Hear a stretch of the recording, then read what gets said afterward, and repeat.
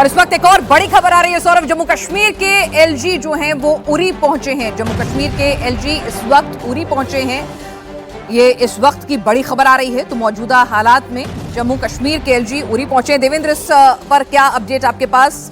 उरी जाने का मकसद ये है पिनाज उनका कि कम से कम जो 2 प्रभावित गांव हैं जो कि पाकिस्तान सीज फायर का उल्लंघन करके कल रात बहुत ज़्यादा गोलीबारी किया है, जिसमें एक जान भी गई है, 4 से 5 लोग उसमें घायल भी हैं। तो जो घायल हैं उनसे मिलना और उनके आगे किस प्रकार उनको मदद की जानी है, हॉस्पिटल में उनकी क्या व्यवस्था है, इन सारी चीज़ों का जायजा बारामूला में लिया गया। इसके अलावा NHPC का जो प्रोजेक्ट है वहाँ पे पावर प्रोजेक्ट, क्योंकि पाकिस्तान की तरफ से लगातार ये कोशिश की जा रही है कि भारत के किसी महत्वपूर्ण प्रतिष्ठान पे कुछ अटैक कर दे, ताकि उसके लिए एक फेस सेविंग मिले कि भारत ने जो उसे करारी चोट दी थी उसे वो दिखा सके। तो उस NHPC प्रोजेक्ट का जो सिक्योरिटी रिव्यू है वो रिव्यू भी वो करने वाले हैं।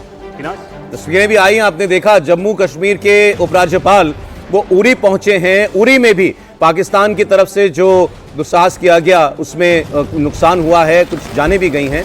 और इस वक्त आप देख रहे हैं, माफ कीजिएगा, एलजी जो हैं जम्मू कश्मीर के वो उरी पहुंचे हैं। एक भरोसा भी इससे पहुंचता है सभी नागरिकों को कि सरकार पूरी तरीके से उनके साथ है। ये कुछ बोल रहे हैं सर? देखो, क्योंकि मैंने वहाँ ही ब्रिगेड कमांड की है मत्सल सेक्टर में। देखो, ये आप समझना पड़ेगा, गुरेज सेक्टर, मत्सल sector, Tangdhar sector, Keran sector और फिर ये जो है उड़ी सेक्टर, ये बहुत ज़्यादा इम्पोर्टेंट है। क्योंकि अभी आप लास्ट कुछ दिनों से जितनी फायरिंग उस इलाके में हुई है वो बहुत ज़्यादा थी, और उसमें कुछ न कुछ सिविलियन की कैजुअलिटी भी हुई है। और ये सच्चाई है कि जब अभी एलजी वहाँ पहुँचे तो 3-4 मैसेज भेजना चाहते हैं। एक तो हम आपके साथ हैं, उनके जो एक प्रकार शमशाबाड़ी से आगे जो लोग रहते हैं जिनको पहाड़ी कहते हैं, उनसे बातचीत करके उनको भरोसा दिलाने का।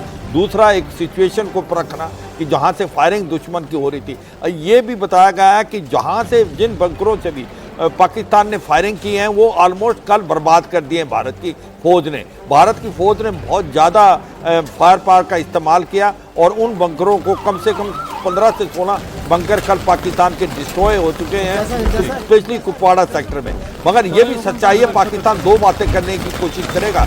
एक तो कहीं ना कहीं सिविलियन को वो टारगेट कर रहा है, दूसरा वो आतंकवादी भेजने की भी कोशिश करेगा। इसको सौरभ ध्यान रखना है। वो प्रयास किया ही सर, उसने दिखाया, आपने बता रहे थे आपने BSF के इलाके में सांबा सेक्टर में और इधर भी आपको मैं ये बता रहा हूँ, क्योंकि मैं तो मत्सल सेक्टर में कमांड कर चुका हूँ। ये समय है कि जब बर्फ पिघल गई है और अब वो पासेज खुल गए हैं, अब वो कोशिश करेगा, लड़ाई का माहौल पैदा है और वहां से फायरिंग करेगा और आतंकवादी। सर, आपसे एक चीज ये समझना चाह रहा था, तस्वीरें हमने दिखाई अभी तत्ता पानी में बंकर जो है हमने उनको किस तरीके से बर्बाद किया है। इन बंकरों से किस प्रकार के हथियारों से का इस्तेमाल जो है पाकिस्तान करता होगा? देखो, पाकिस्तान इनमें MMG का करता है, मीडियम मशीन गन करता है, LMG करता है, एंटी टैंक के भी वो उसने भी लगा रखे हैं। जिस प्रकार से इस बंकर को हमने डिस्ट्रॉय किया है एंटी टैंक गन से, और इसी प्रकार से पाकिस्तान इसका इस्तेमाल करके उसने जो बना रखे हैं बंकर, उसमें स्टील भी लगा रखी है। और वो जो बंकर हैं हाइट पे होते हैं,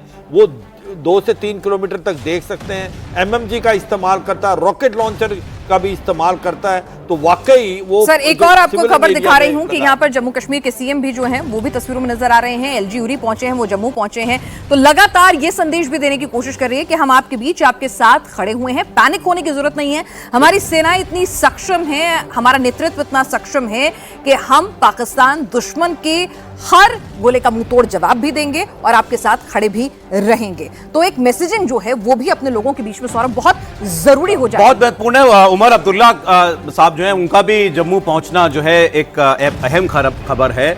और चूंकि जम्मू आपने देखा कल रात से ये एक किस्म से अंडर अटैक था पाकिस्तान से, ड्रोन्स और मिसाइल्स के जो हमले हुए हैं जम्मू में, तो आपने देखा आसमान में किस तरीके से रोशनियां जो हैं वो रात भर हमने देखी हैं।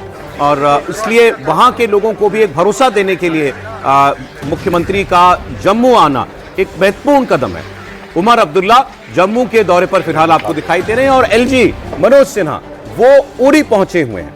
बिल्कुल, और उरी में सबसे उरी, पुंछ, माचिल, गुरेज, ये तमाम सेक्टर्स हैं जहां सबसे ज्यादा हेवी फायरिंग जो है वो हो रही थी और वहां पर सबसे ज्यादा लोगों के घरों को, जानमाल का भी नुकसान आया था। तो ऐसे में वहां पर लोगों के बीच पहुंचना, उनके बारे में जानना और प्रशासन के थ्रू तमाम इंतजामातों को और बेहतर करना। अगर उनकी कोई शिकायत है, कोई उनकी रिक्वायरमेंट्स, तो उनको भी फुलफिल करना। तो एक बड़ी मैसेजिंग यहाँ पर जम्मू में सीएम का पहुंचना और उरी में एलजी का पहुंचना अपने आप यहाँ पर दी जा रही है। और जम्मू के लोगों में सर हमने देखा कि कल जिस तरह से एक आयरन डोम हमारे ऊपर भी बना हुआ था, क्योंकि जिस तरह से हम आकाश में रोशनियां देख रहे थे, वो मिसाइल ड्रोनों को न्यूट्रलाइज किया जा रहा था, तो जम्मू के लोगों में जरा सा भी पैनिक नहीं था। किसी से भी आपने बात की हो तो वो कह रहे थे कि नहीं, हम बिल्कुल सेफ एंड सिक्योर हैं। देखिए, भारत के अंदर आपने शुरू जो बात करी थी कि एलजी भी आए हैं और चीफ मिनिस्टर आए हैं अलग अलग जगह, जम्मू और उरी के अंदर। एक चीज़ मैं उरी का बोलना चाहता था। उरी में अगर आपको याद हो तो झेलम के ऊपर एक बहुत बड़ा हाइड्रो इलेक्ट्रिक प्रोजेक्ट है, जिसका वाटर जब खोला गया था तो पाकिस्तान फ्लड कर गया था। और ये बात IWTT के बाद, तो ये सेंसिटिव टारगेट था पाकिस्तान के लिए, इस वजह से भी क्योंकि इंडस वाटर ट्रीटी का जो इफेक्ट है वो उरी उनमें से एक बहुत ही इंपॉर्टेंट डैम है, हाइड्रो इलेक्ट्रिक प्रोजेक्ट है। दूसरी चीज़ है, जब भी ऐसे बम्बार्डमेंट होती है, ज़्यादातर जब डैमेज होता है, लोगों के घर उड़ जाते हैं, लोग मारे जाते हैं, बच्चे महिलाएं मारी जाती हैं, तो एक खौफ का एनवायरनमेंट क्रिएट हो जाता है, एक फियर हो जाता है, एक पैनिक हो जाता है। और लोगों को चाहिए कोई आए उनके बीच में सिविल एडमिनिस्ट्रेशन से, आके ये कहे हम तुम्हारे साथ है, आपकी रक्षा हम करेंगे, आप चिंता मत करिए, इस समय मुश्किल का समय है, हमारा भी साथ दीजिए, हम आपका साथ देंगे। और जो एडमिनिस्ट्रेशन कर सकता है, जैसे रेस्क्यू ऑपरेशन हो गया, थोड़ी एड दे दी अगर किसी को उस चीज़ की ज़रूरत है, या फिर जो वहाँ पे सुविधाएं हैं उसमें अगर कोई भी प्रॉब्लम आ रही है तो उन सुविधाओं को वापस रिस्टोर करना, ये एडमिनिस्ट्रेशन का काम होता है। और इसके लिए एलजी जो एक बहुत ही इंपॉर्टेंट फिगर है उस एरिया में, और चीफ मिनिस्टर जो एक अनदर बहुत ही इंपॉर्टेंट हेड है पूरे गवर्नेंस के जम्मू एंड कश्मीर स्टेट के अंदर।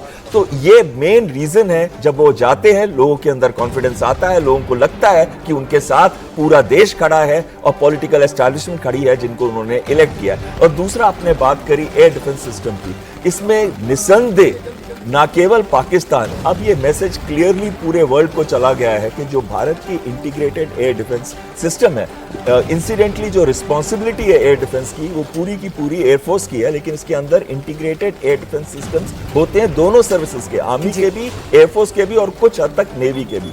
तो सिस्टम्स को इंटीग्रेट करके जो पिक्चर जाती है वो एक जाती है integrated air command and control centre में, जो कि एयरफोर्स कंट्रोल करता है। S-400 जैसे सिस्टम्स जो है लॉन्ग रेंज, उसको भी एयरफोर्स कंट्रोल करता है। तो कहीं ना कहीं एयरफोर्स का बहुत अहम रोल है एयर डिफेंस का, ये उनकी प्राइमरी रिस्पॉन्सिबिलिटी भी है कि देश को एयर थ्रेट से बचा के रखे। तो इंडियन एयरफोर्स ने अपनी प्रोफेशनलिज्म, इंडियन सेना, हमारी भारतीय सेना ने तो करी है और हमेशा करते हैं, हर वॉर के अंदर करते हैं, लेकिन भारतीय वायुसेना की प्रोफेशनलिज्म स्पेशली इस युद्ध के टाइम में बहुत ही क्लियर है और लोगों पे विश्वास है।